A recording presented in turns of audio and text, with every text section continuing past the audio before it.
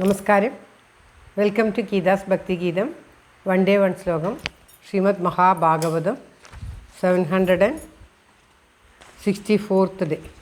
Today 44th sloka of 7th chapter പ്രഥമസ്കന്ധം. For details please see the description box. Geetha's ഭക്തി ഗീതം, ഒരു ദിവസം ഒരു ശ്ലോകം. ശ്രീമദ് മഹാഭാഗവതം 764 ദിവസം.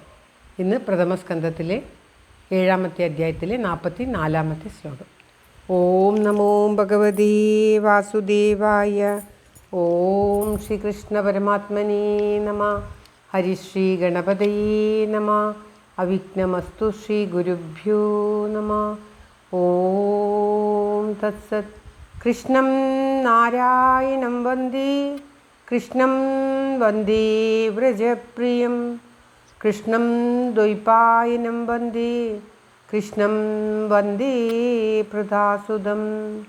ശ്രീപരമാനന്ദനാഥനായ അദ്വൈതദീപമായി, മോക്ഷേക്ഷു വൃന്ദമന്ദാരമായി, കാരുണ്യവാരിധിയായി വിഭൂദേശനാം നാരായണൻ മമ മന്ദത മാറ്റണം. ഓം തത്സത്. ശ്രീമദ് മഹാഭാഗവതം പ്രഥമസ്കന്ധത്തിലെ 7ാമത്തെ അധ്യായത്തിലെ 44ാമത്തെ ശ്ലോകം. സരഹസ്യോ ധനുർവേദ സവിസർഗോപസംയമ, അസ്ത്രഘ്രാമശ്ച ഭവതാ ശിക്ഷിതോ യദനുഗ്രഹാത്. സരഹസ്യോ ധനുർവേദ സവിസർഗോപസംയമ, അസ്ത്രഘ്രാമശ്ച ഭവതാ ശിക്ഷിതോ യദനുഗ്രഹാത്. ഓം തത്സത്. സരഹസ്യ, രഹസ്യത്തോട് കൂടിയതും, ധനുർവേദം, ധനുർവേദവും, സവിസർഗോപസംയമ, സവിസർഗോപസംയമ, പ്രയോഗവും ഉപസംഹാരവും അടങ്ങിയതുമായിട്ടുള്ള, അതായത് വേദത്തിൻ്റെ ധനുർവിദ്യയുടെ എല്ലാ നിയമങ്ങളും എല്ലാ കാര്യങ്ങളും അടങ്ങിയതുമായ അസ്ത്രഗ്രാമ, അസ്ത്രസമൂഹവും, ഭവത അങ്ങയാൽ, യദനുഗ്രഹ ആരുടെ അനുഗ്രഹം നിമിത്തം, ശിക്ഷിതോ അഭ്യസിക്കപ്പെട്ടുവോ, അതായത് ദ്രോണാചാര്യയെക്കുറിച്ചാണ് പാഞ്ചാലി ഇവിടെ പരാമർശിക്കുന്നത്. ദ്രോണാചാര്യയുടെ പുത്രനായിട്ടുള്ള അശ്വത്ഥാമാവിനെയാണ് അർജുനൻ പിടിച്ചു കെട്ടി കൊണ്ടുവന്നിരിക്കുന്നത്. അർജുനൻ പിടിച്ചു കെട്ടി കൊണ്ടുവരുവാൻ കാരണം രാത്രിയിൽ കുഞ്ഞുങ്ങളെ വധിച്ചതാണ്.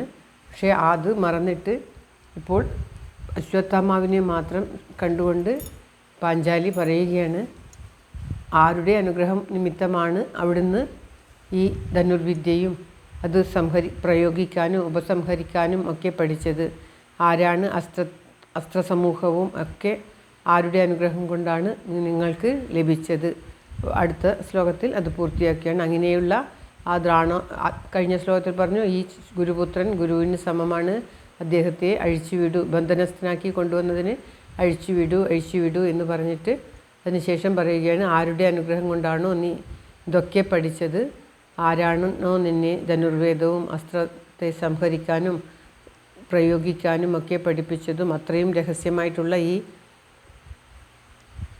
വിദ്യ ആരാണോ നിനക്ക് നിനക്ക് അഭ്യസിക്കപ്പെടുക, നിനക്ക് ശിക്ഷിത എന്ന് പറഞ്ഞാൽ അഭ്യസിക്കപ്പെടുക, അഭ്യസിക്കപ്പെട്ടത് സംസ്കൃതത്തിൽ ശിക്ഷിതം, ശിക്ഷിക്കുക, ശിക്ഷ ലഭിച്ചു എന്ന് പറഞ്ഞാൽ അത് അഭ്യസിക്കപ്പെട്ടു അല്ലെങ്കിൽ അതിൻ്റെ വിദ്യ നൽകപ്പെട്ടു എന്നുള്ള അർത്ഥത്തിലാണ്.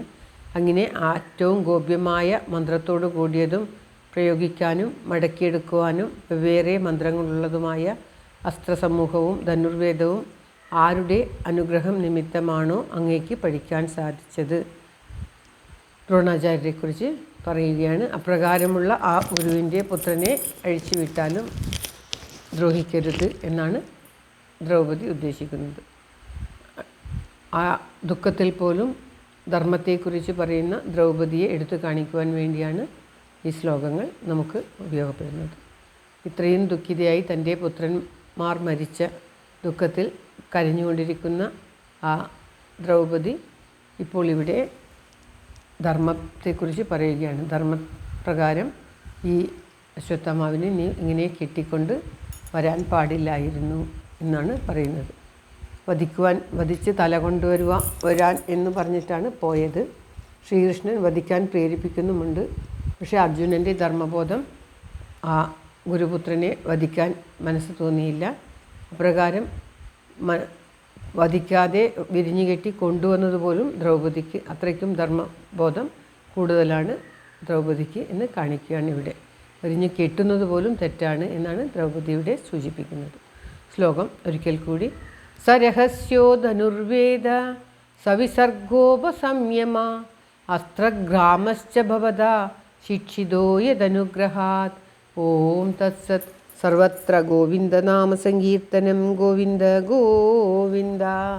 എല്ലാവരുടെയും നന്മയ്ക്കും ആയുരാരോഗ്യ സൗഖ്യത്തിനുമായി പ്രാർത്ഥിച്ചുകൊണ്ട് ഈ ശ്ലോകം ഭഗവാന്റെ തൃക്കാൽക്ക് സമർപ്പിക്കുന്നു. ഗീതാരാജൻ.